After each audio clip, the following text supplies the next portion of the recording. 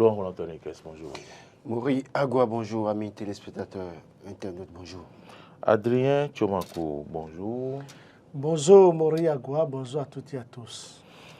Nous avons donc parcouru, vous l'avez constaté, les quotidiens ce matin et nous avons vu à peu près les titres, les uns que les autres. Et donc nous allons commencer par Nord-Sud quotidien. Nord-Sud quotidien qui donc à sa une affiche modification du code électoral, fini la transhumance des élus. Adrien Tchomanko. Oui, la manchette de Nord-Sud quotidien est bien intitulée. Ma question. Oui. Est-ce que la transhumance fait du bien dans un pays comme le Bénin, politiquement parlant? Dans aucun pays du monde entier, la transhumance ne pourrait faire du bien. Encore moins au Bénin où l'actualité politique est riche ces derniers jours avec les sorties médiatiques des partis politiques, tant de la mouvance que de l'opposition. Je pense quand même que le code qui a été voté par les députés à l'Assemblée nationale vient effectivement mettre fin, un terme à la transhumance politique. Si ce code a été validé par la Cour constitutionnelle. Vous savez, à la lecture de ce code, quand vous prenez un peu de recul, vous lisez correctement ce qui a été modifié, on s'en rend effectivement compte que les députés sont dans une logique, cette logique de mettre un terme, de mettre complètement fin à la transhumance politique. Oui, mettre fin à la transhumance politique, c'est une bonne chose, mais est-ce que je continue de m'interroger, est-ce que c'est bien mûri? Parce qu'il ne faudrait pas qu'on procède à une modification pour que cette modification rattrape tôt ou tard ces députés. Une chose est claire, la transhumance politique est une mauvaise chose. C'est d'ailleurs pour amener les partis politiques à se mettre ensemble, pour avoir des partis politiques d'envergure nationale, à avoir des partis politiques forts, que le gouvernement béninois a entrepris cette réforme appelée réforme du système partisan. Je pense qu'aujourd'hui, nous sommes à une étape où la réforme du système partisan a été renforcée, a été davantage renforcée plus même que le mot même, où on se pose la question de savoir si ce renforcement ne dépasse pas les bornes. Une chose est claire, écoutez, en l'état, si ce code a été reconnu conforme à notre Constitution, si la Cour constitutionnelle reconnaissait, c'est que c'est la fin de la transhumance politique en République du Bénin. Définitivement. Et c'est une très bonne chose, ça il faut le dire. C'est une bonne chose de mettre un terme à la transhumance politique, mais je continue de le dire, le code voté en état, il y a des couacs, il y a ce que je peux appeler des erreurs matérielles. Parce que quand on parle d'erreurs matérielles en droit, ça veut dire qu'il y a des erreurs qui ne sont pas du tout conformes à la Constitution. Et vous pensez que les erreurs n'ont pas été corrigées? Ces erreurs, pour moi, si je me base sur la formation juridique que j'ai reçue, je pense quand même qu'il y a tout au moins une erreur matérielle lorsqu'on à la lecture, on sent qu'il y a des dispositions qui veulent caporaliser, embrigader des députés eux-mêmes qui ont voté cette loi. En réalité, il y a un article qui dit dans ce qui a été voté que le député ne peut pas, c'est-à-dire contre son gré, le député doit faire la volonté de son parti politique. Or, un député élu, du fait, c'est vrai que c'est le parti qui a porté le député, mais du moment où le député a prêté serment et il est à l'Assemblée nationale, il devient l'élu du peuple. Il n'est plus l'élu de son parti. Il est certes l'élu de son parti, mais il fait la volonté de son peuple en réalité. Mais son peuple ne peut jamais lui dire de faire de la transhumance politique, ça c'est clair. Donc, c'est l'argent, si je peux dire les choses terre à terre, qui amène les députés à se prostituer politiquement. Et c'est pour mettre un terme à cela que les députés eux-mêmes se sont donné cet article dans leur code. Je pense que, bon, c'est une très bonne chose, mais la copie pour moi est toujours à revoir. Très bien. Laurent Roland-Tony, à entendre Adrien Tchoumakou, est-ce que lorsqu'on appartient à une famille, on ne devrait pas devoir fidélité à cette famille en dehors de ce que l'on a l'habitude de voir ou en fonction de la direction du vent, on peut se permettre de changer sa veste et d'aller vers un autre parti politique. Est-ce que ce n'est pas des avancées quand même si on arrive à fidéliser les gens à leur parti politique? Je souris quand je suis Adrien Tchoumakou et je souris quand je vois une certaine communication par rapport à ce code électoral. Parce que quand on parle de code électoral et quand on parle de transhumance, je pense que c'est deux choses différentes. Parce que la transhumance devait être carrément liée à la réforme du sympathisant. On parle ici du code électoral. Et le code électoral dont on parle ici, ce n'est pas parce qu'aujourd'hui, on dit qu'un élu ne peut pas aller soutenir un candidat autre que le candidat de sa formation politique que ça met fin à la transhumance politique. Je suis désolé de le dire, parce que je pense sincèrement que c'est une disposition, cette disposition, nous l'avons décriée tous. Et donc, quand les gens cherchent les moyens pour communiquer, pour dire, dans une certaine mesure, que c'est pour mettre fin à la réforme, à la transhumance politique, je dis non, pas, ça ne règle pas le problème de transhumance. La preuve, la réforme du sympathisant nous a dit dans ce pays, quand on a amené ça pour dire qu'il n'y aura pas de transhumance. Mais on a constaté que les deux formations majeures du pouvoir en place, c'est à ce niveau qu'il y a eu le plus de transhumance. Et je peux donner des exemples. Des gens quittent BR aller à l'UP, l'UP et BR, on a vu ça. Et personne n'a dénoncé. Donc, quand on modifie un code électoral et qu'on met dans le code électoral que le candidat qui, à un moment donné, l'élu qui parraine un candidat à un moment donné, ne fait pas de la transhumance politique. Il ne fait pas de la transhumance politique. Et ça, je peux... Mais il ne reste pas fidèle à son parti. Le problème, l'élu est libre. La Cour constitutionnelle, en 2021, a statué sur la question, a dit l'élu est libre de choisir, de parrainer le candidat qu'il veut. Oui, je suis d'accord avec vous. Parce que, compte tenu du projet de société que propose un candidat, un élu peut décider de soutenir ce candidat. Je suis d'accord avec vous, mais quand l'élu arrive à ne pas parrainer le candidat de son parti politique, ça veut dire qu'il y a un problème. Mais il y a un problème parce que si le candidat de son parti ne le convainc pas, ce n'est pas parce que nous sommes ensemble qu'à un moment donné, si on vous choisit, là, dans ce pays-là, Boni Yaya a amené Lionel Zissou. Des gens ont refusé de soutenir Lionel Zissou. Ce n'est pas la fin du monde. À un moment donné, c'est pour ça que les candidats, les partis politiques doivent travailler à choisir de bons candidats qui fassent l'unanimité. Si le parti en arrive à faire des jeux pour ne pas choisir un candidat qui fait l'unanimité, ce n'est pas la faute à l'élu qui refuse de parrainer l'élu, le candidat en question. Moi, je pense sincèrement que le problème, on peut régler ça autrement. Si on dit qu'on veut lutter contre la transhumance politique, il faut aller voir la charte des partis politiques. Et c'est là-bas qu'il faut modifier et y mettre des sanctions pour dire, dès lors que tu es monsieur Tantampion, de telle fonction politique, que tu en arrives à quitter pour aller là-bas, si tu as des intérêts de l'autre côté, tu perds tes intérêts, première chose. Et deuxième chose, il y aura des sanctions.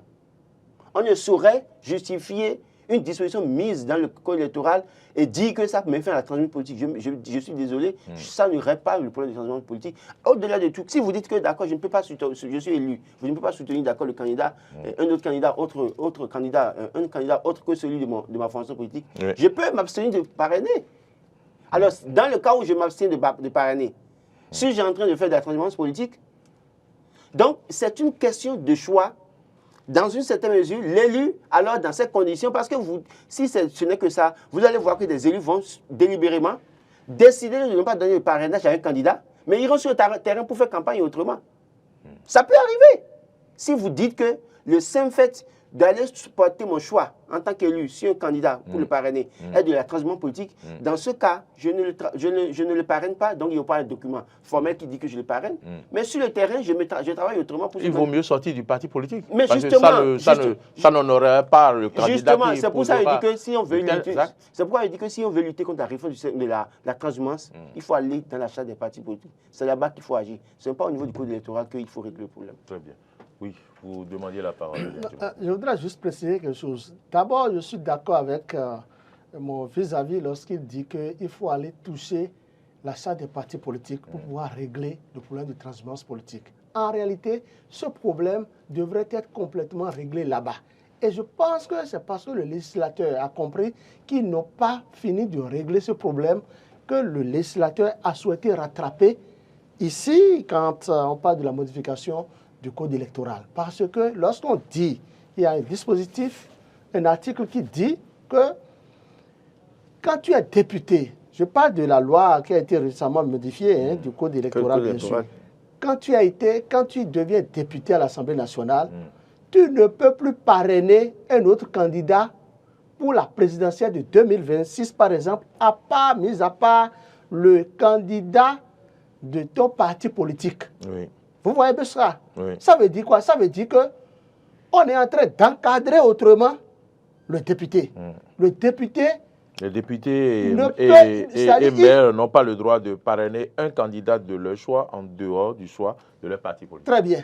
Ils ne peuvent plus parrainer aucun candidat en dehors du candidat de leur parti politique. Ça veut dire qu'on est en train de leur dire, quel que soit le poids de l'argent, vous ne pouvez plus faire désobéissance à votre formation politique et aller parrainer. Il faut imposer la discipline de groupe. En réalité, dans la salle des partis politiques, ça a été dit dedans, mais Laurent, ils n'ont pas corsé ça tel que ça, c'est bien corsé maintenant. Laurent soulève un aspect. Laurent soulève un aspect. Votre parti, votre responsable du parti politique peut ne pas avoir le charisme que vous souhaiteriez. C'est de ça qu'il est question. Vous voyez, c'est la raison pour laquelle moi je dis qu'il y aura de jurisprudence en la matière. Parce que le problème, c'est quoi? Il y a déjà 2 décisions de la Cour constitutionnelle qui disent clairement que le député est libre de parrainer qui il veut. Voici maintenant que nos députés à l'Assemblée nationale se taillent la part de lion et disent que, bon, désormais, que le député ne peut plus parrainer quelqu'un d'autre à la magistrature suprême, candidat à la magistrature suprême, à part celui-là, désigné par son parti. Donc, il y a un problème. Il y a un problème et c'est en cela les juristes doivent se lever pour nous éclaircir un peu. Parce que je vois que en l'état, c'est anticonstitutionnel. Il n'y a pas deux mots, disons la vérité. Écoutez, notre constitution dit quoi? C'est sur la base de notre constitution que la Cour constitutionnelle de Djogbenou, que la Cour constitutionnelle de Djogbenou a rendu ces 2 décisions. Il y a 2 décisions en la matière. Vous voyez ce que je dis? Oui, c'est sur la base de notre constitution que Djogbenou avait dit en son temps que les députés sont libres de parrainer qui ils veulent. Très bien. Mais moi, je pense que la loi modifiée par les députés, cette loi, ce qui m'enchante, c'est une loi qui les embrigade eux-mêmes, qui les encadre autrement, qui rend les partis politiques plus forts. Qui rend les partis politiques plus forts. Ça rend les partis politiques plus forts. Ça permet en réalité d'amener, chaque parti politique a beaucoup travaillé dans sa circonscription électorale. Et alors, aussi, surtout c'est de ça qu'on a beaucoup œuvré pour le développement de sa circonscription électorale. Quand on dit que ce que l'électoral rend les partis forts, il faut attendre 2026 au-delà de Patrice Talon pour voir si ces partis-là vont résister. 2026, c'est déjà maintenant. Attendez, ce que je dis. Pourquoi au-delà de Patrice Talon? Oui, parce qu'on a pu voir la suite des grands rassemblements, des grandes formations politiques quand un pouvoir est en place. Donc, ceux qui sont au niveau des formations politiques, qui se taillent la part du lion dans une certaine mesure, sont-ils ensemble par conviction? Ou bien ils sont ensemble par intérêt et pas peur des représailles? Posons-nous les vraies questions. Est-ce que quand on dit que ça rend les formations politiques fortes et que après, j'attends 2026, j'attends au-delà de Patrice Talon, si Patrice Talon part du pouvoir en 2026, je veux voir si ces partis-là vont continuer. Attendez, laissez-moi finir. Vont continuer à exister et être forts comme on le dit, on les chante si bien.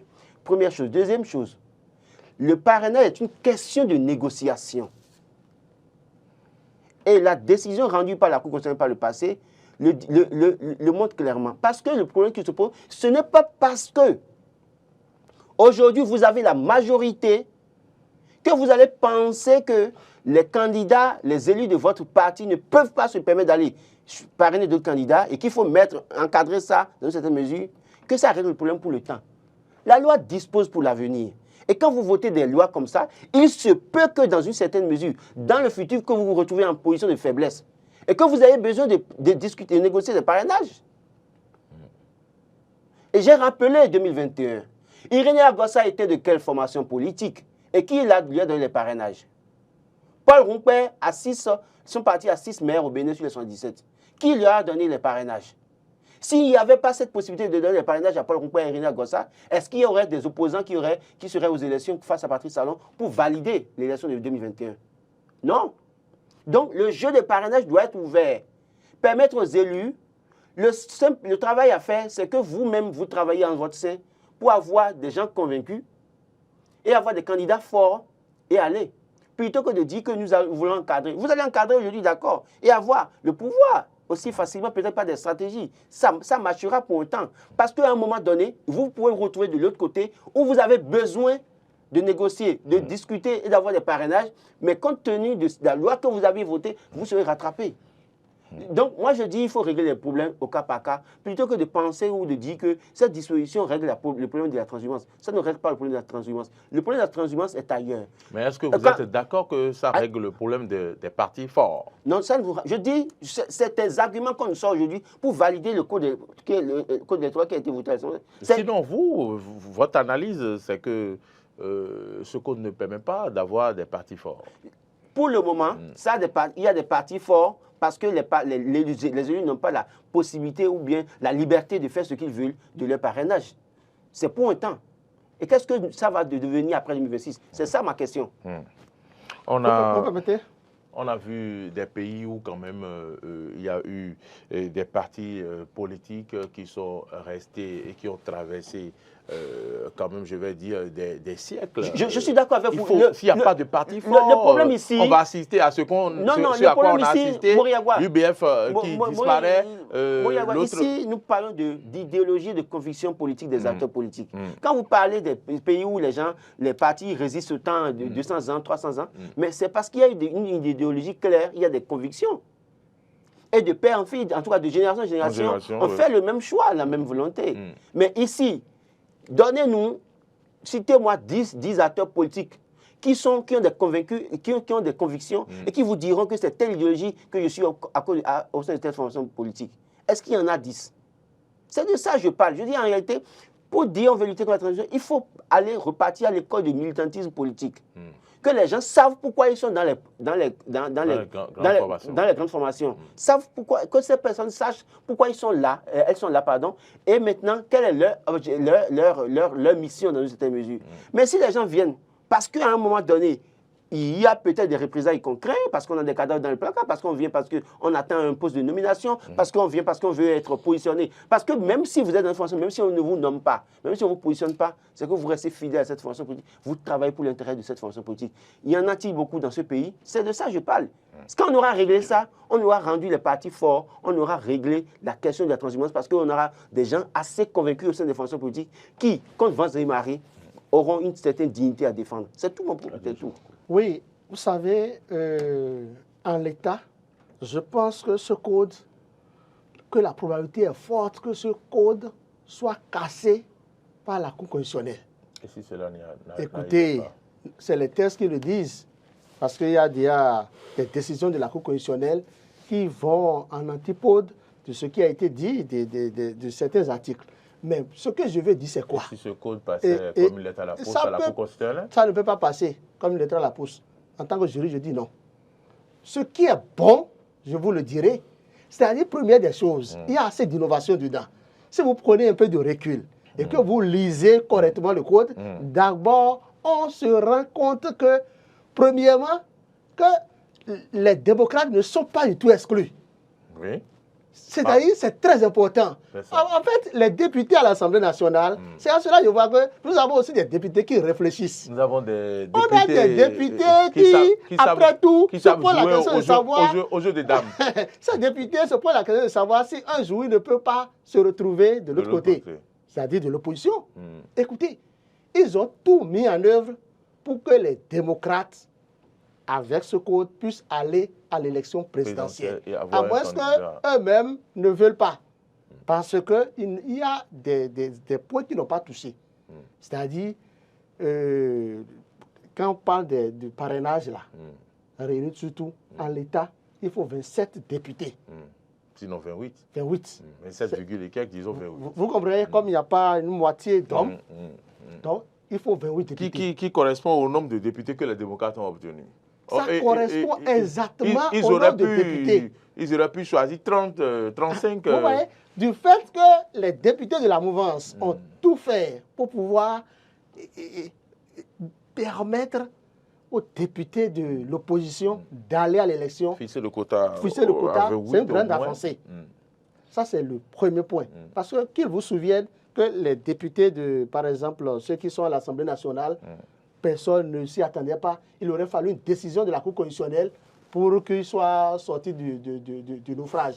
Donc, c'est pour qu'ils ne tombent pas dans le même fleuve qu'ils ont réglé ce problème. Très bien. Première option. Deuxième option, ce code électoral en la matière, c'est comme en réalité le code électoral que nous avons utilisé en 2021 pour pouvoir aller aux élections législatives. Les FCBE, avec ce code, iront librement aux élections communales et législatives en 2026. Tout parti politique qui remplisse ces conditions. Vous voyez un peu ce que je dis? Donc, rien n'a changé. Ce qui a changé, et je pense que c'est aussi bien, c'est aussi les 20% par circonscription électorale. Les 20% exigés par le législateur, c'est pour dire quoi? C'est pour dire que désormais, là, il faut que les partis politiques travaillent correctement dans les circonscriptions électorales. Quand je prends, par exemple, une assise dans les circonscriptions. Et quand je prends la 9e circonscription électorale ou la 10e circonscription électorale, ce n'est pas la 10e circonscription électorale, par exemple, ce n'est pas, comment il s'appelle, les Agua qu'on va toujours voir. Ce n'est pas Agua, l'honorable Edmond Agua. Ce n'est pas Edmond Agua qui va toujours faire poser des actions. Non, pas du tout, loin de cela. Donc, il faut qu'il y ait des gens. Peut-être que désormais, il y aura un Mori Agua qui est de l'opposition, qui n'a qu'à travailler là-bas. C'est de ça qu'il est question. Il faut amener les candidats à beaucoup travailler dans leur circonscription électorale. C'est ça. C'est en réalité des innovations. Et je vois que c'est bon. Ce qui est mauvais dedans, dans ce code... Vous arrivez à trouver quelque chose de mauvais quand même. C'est très mauvais de chercher à embrigader les députés. Bon, à dire aux députés, vous n'avez plus de pouvoir. Quand on évoque la question... Est-ce que vous êtes d'accord avec lui que quand même avec ce code, ça va amener les partis politiques à travailler davantage, à s'investir davantage, à se faire connaître davantage sur toute l'étendue du territoire national, mais également dans les circonscriptions, parce qu'il y a des partis qui ont de fiefs, puis... on n'entend même pas parler au nord de l'autre côté. Est-ce que vous êtes d'accord avec le développement de la jeunesse? Le député, avant d'être élu, le député d'être élu national est l'élu d'une circonscription électorale. Et quand on parle de 20% dans les circonscriptions électorales, c'est aussi chrysogène, je le dis, et je démontre. Je prends la 6e circonscription électorale. Bon, vous n'avez rien vu de bon dans ce... Il y a des choses... écoutez, vous voulez que... Ce qui est aussi bon, c'est que désormais, pour être candidat, vous permettez... On va revenir. Vous n'avez pas la parole. C'est Laurent qui a la parole. Il évoque la question de la caution, par exemple, que je peux applaudir déjà. Mais laissez-moi parler de 50 millions, on est revenu à 25 millions. C'est une bonne chose. Nous avons 3 commis dans la 6e circonscription électorale. Nous avons 3 formations en jeu dans la 6e circonscription électorale. Je prends simple à tout hasard. Démocrate, UP Le Renouveau, BR. Pendant que celui qui était de liste dans la 6e pour le parti UP est de Zé. D'accord? Celui qui était de liste pour les démocrates est de Soava. Et celui qui était de liste pour le BR est de Abou Meklavi. Il se fait que Zé fait carton plein pour son candidat. D'accord? Pour la liste là, parce que leur fils était de liste. Et il arrive que, quand on fait tout calcul fait, on constate que les 20%, les suffrages obtenus dans cette commune n'atteignent pas les 20%. Vous faites quoi dans ce cas? Vous faites quoi dans ce cas? Ils ont les sièges seront attribués au prorata des suffrages obtenus, pur et simple. Et je dis, ce n'est pas parce qu'on est en position de faire force aujourd'hui qu'il faut faire des choses qui peuvent rattraper aussi soi-même plus tard. Dans ce cas, l'exemple que j'ai donné était à terre comme ça là. Dans ce cas, vous faites quoi? Vous dites que malgré les soins opportunistes, parce qu'ils ont fait carton plein à Zé, ils ont eu quelque chose à Zé, à Soava, quelque chose à Bourka, oui, d'accord. Mais au final, ce qu'ils ont fait, la somme, ça ne donne pas les 20%. Alors que si on calculait au prorata de soins obtenus, il se peut que cette liste ait au moins un député. Donc, moi, je pense que c'est des choses qu'il faut revoir terre à terre. Moi, je dis, la question de caution, oui, on peut applaudir ça, parce que ça a été diminué. Mais il y a des choses. Moi, je l'ai dit depuis lundi, hein, la Cour n'a autre choix que de casser cette affaire-là et de rappeler les députés d'aller revoir ça. Parce qu'aujourd'hui, je me rends compte que les mêmes qui ont occasionné le fait que les élus de leur camp aillent soutenir des candidats sortis de nulle part, les mêmes parce que, voyant devant, peut-être qu'il se peut que des élus tiennent tête à leur formation politique, on vient mettre une disposition pour dire qu'on encadre. Ça règle le problème en 2026. Mais au-delà de 2026, qu'est-ce que ça pose comme problème? Ce n'est pas parce qu'on a mis des dispositions aujourd'hui, ça règle le problème, ça encadre 2026 pour permettre à ce que certaines formations politiques continuent à avoir le dessus. D'accord, pour le moment, oui. Mais si on règle le problème au départ, en fait, que les élus essaient de voir au-delà de 2026. 2026, 2031, 2036. Est-ce que nous allons modifier un code et que maintenant, après, quand on aura des élus en 2026, qu'on ne commence pas à courir dans tous les sens pour dire encore il faut réviser le code électoral? Ce n'est pas bien. Faisons les choses une fois pour toutes. C'est mon avis. J'aurais pu adresser cette question à Laurent, mais je vous l'adresse. Dans cette disposition de ce code-là, voté, dans lequel les démocrates pensent qu'il y a eu exclusion, il n'y a aucune disposition qui empêche les partis de l'opposition de participer aux législatives ni au communal. Aucune disposition, il n'y a aucune disposition.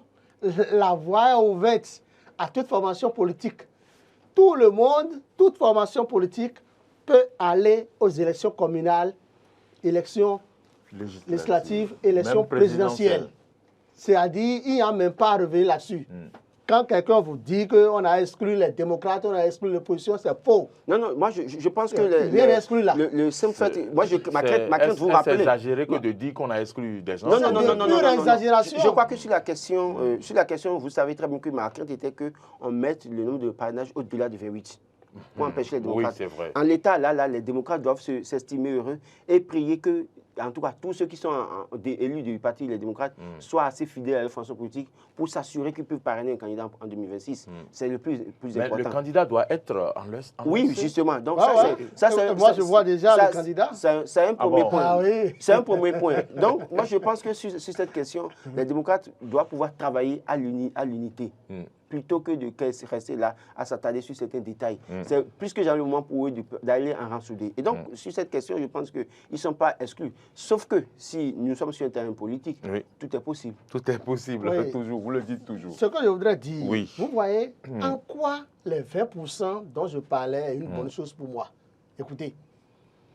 Pour vous, on veut que ça soit une bonne chose pour les partis politiques. Pour toute la nation. Quand je prends ce qui s'est passé à Cotonou pour les législatives passées, si cet article était déjà inséré dans le code électoral qui était mis en œuvre, écoutez, Djogbenou n'allait pas tirer son épingle du jeu parce que là où Djogbenou était resté à Cotonou, là, et justement, c'est pour ça qu'il veut décoller ça. Lui paie le renouveau à réuni au total 3%. C'est de ça qu'il est la question. Je ne veux pas parler de pourcentage parce que la Sénat... Vous permettez, je sais de quoi je vous parle. Les chiffres sont là, vous pouvez aller vérifier. Ça veut dire quoi? C'est-à-dire qu'ils n'ont même pas atteint les 20%. Est-ce que lui paie le renouveau? Est-ce que Djogbenou avait posé des actions sociales à Cotonou?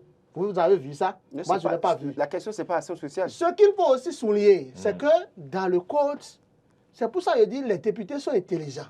Puisque les députés savent qu'il est proscrit dans la réforme du système partisan, qu'on ne doit pas utiliser le jeu de mots ou le mot alliance de partis. Vous voyez? Qu'est-ce qu'ils ont fait?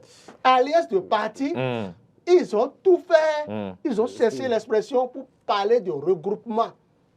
Parce que si le problème de 20% se posait, Accord de coopération. accord de gouvernance. De quoi ils appellent ça? En tout cas. Accord de gouvernance, c'est ça. Accord de gouvernance. Autrement dit, si le problème de 20% se posait à Cotonou, par exemple, au moment où Djogbenou ne savait pas qu'il allait tirer son épingle du jeu, c'est-à-dire l'UP Le Renouveau et le bloc républicain Vont sommer le vont suffrage. sommer le suffrage pour pouvoir sauver le candidat qui Mais est en train de balancer. C'est terrible. Et là, sommer le suffrage, c'est nous terrible. pouvons parler d'alliance. Vous C'est voyez pour ça que Mais vois- c'est une alliance qui ne dit pas Pourquoi? son nom. Une alliance, Pourquoi au plan écoutez, juridique, Adé Tchouakou, au plan c'est pas juridique, bien. c'est une alliance. Ce n'est pas bien. Mais nous sommes très malins, En très quoi ingénieux. ce n'est au pas Les Bénin. bien? alliances, En quoi vous ce faites n'est pas des bien? alliances pour aller aux élections, pour que les électeurs choisissent votre alliance ou pas. Mais c'est quand vous êtes en difficulté maintenant. Vous savez, faites les gens un écoutez, les gens regroupement, Est-ce que- un attends, accord de les regroupement. gens- Le mot alliance Hein? a été utilisé. Attendez, les gens là Le mot alliance n'a ils pas sont été utilisé. ingénieux. Non, Ils sont C'est ingénieux. ça, c'est pour ça qu'il Le dit que problème, les c'est qu'il faut députés sont préciser très l'intelligence malins. quand même. Intelligence. Ils Les sont- c'est que- députés accord de quand ils se gouvernance. sentiront, quand ils se sentiront en difficulté, ils vont s'entendre pour continuer à vouloir contrôler les choses. C'est pourquoi moi je dis qu'il faut casser ça simple. Vous dites si Non, bien. ils vont casser vous ça dites parce si qu'il y a bien- de l'inconstitutionnalité vous dedans. dites si bien que Mais Dieu- c'est une très bonne chose, dites ça il faut si le bien que Vous dire. n'êtes pas le président de la Cour constitutionnelle. Vous n'êtes pas que à la dit- Cour constitutionnelle. que Adrien disent les Tchouakou. tests? Vous dites Les si tests bien sont que- Vous très n'êtes clairs. pas là-bas, donc Adrien on Tchouakou, n'affirmez pas des vous choses dites si ici, bien que si Laurent. l'AMSET doit exister, que Djogbenou ne serait pas élu député au point où Ouais. celui qui est président de la commission des lois pourrait siéger. Parce qu'il est le suppléant de Djogbenou, il est allé siéger là-bas à l'Assemblée nationale. Donc si la loi là, qu'ils sont en train de voter là, si ça passait en réalité, ça se passait avant 2023, c'est que lui, il ne serait pas réélu député pour siéger et être président de la commission des lois. Voilà un exemple simple pour montrer que ça, c'est à casser.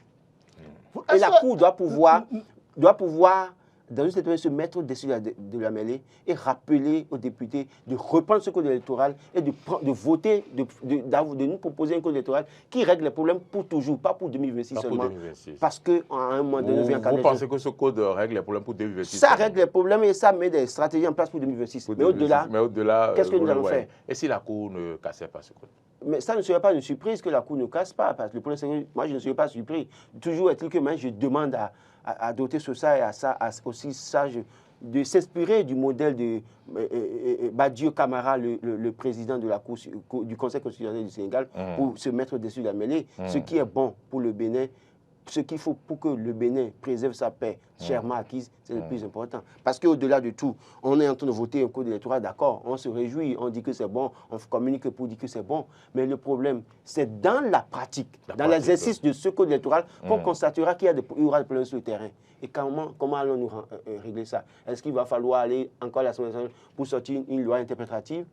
Je me pose la question. Adrien Tchouakou, souvent vous parlez, je vous dis que vous êtes dans le secret de Dieu. Aujourd'hui, vous dites des dieux, mais aujourd'hui, vous dites oui, la Cour va casser la Cour. Je ne vous dirai pas que vous êtes dans le secret de Dieu. Non, non, Et si la Cour pas... cassait, Écoutez, et si la Cour ne cassait pas cette décision, Adrien Tchouakou? non, c'est pour ça que je parle de jurisprudence. Parce qu'il y a déjà 2 décisions de la Cour constitutionnelle qui vont à l'antipode de ce que les députés ont posé comme acte juridique. Donc, j'attends de voir, parce qu'on ne finit jamais d'apprendre.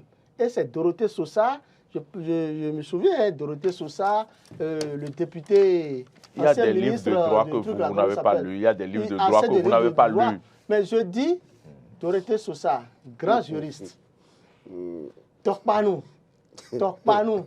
qui avait donné procuration pour la révision de la Constitution, mais qui a voté pour, comment on appelle, Qui a voté quoi? qui a voté pour Aidez-le. la loi portant Code électoral. modification du code électoral. Je Non, pense qui a que voté contre pour la révision de la Constitution d'abord.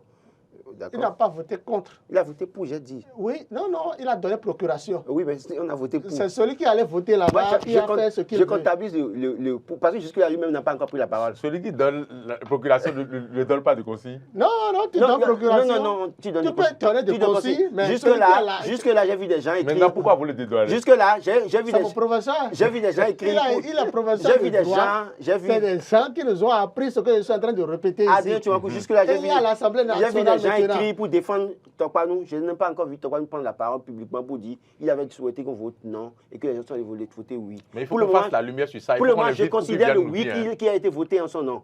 Et on continue. Il faut qu'on l'invite pour qu'il vienne nous dire. Oui, non, il peut chercher. On est fatigué de supposer est-ce qu'il a voté oui, est-ce qu'il a voté non. Moi, je demande pour laquelle je dis à ceux qui le défendent. On vous envoie à mission. Il faut négocier pour qu'il vienne. Il nous suit. Il n'a qu'à parler au moins aujourd'hui pour dire c'est pas moi, je ne voulais pas voter pour. Il y a plusieurs juristes qui sont à l'Assemblée qui ont voté cette loi modificative. Et je me pose des questions.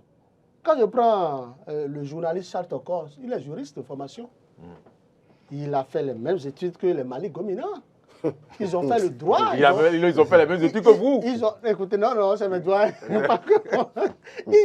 Malik Gomina, par exemple, député du bloc républicain, lui, il a voté pour, à main levée, mais il a voté contre la Constitution.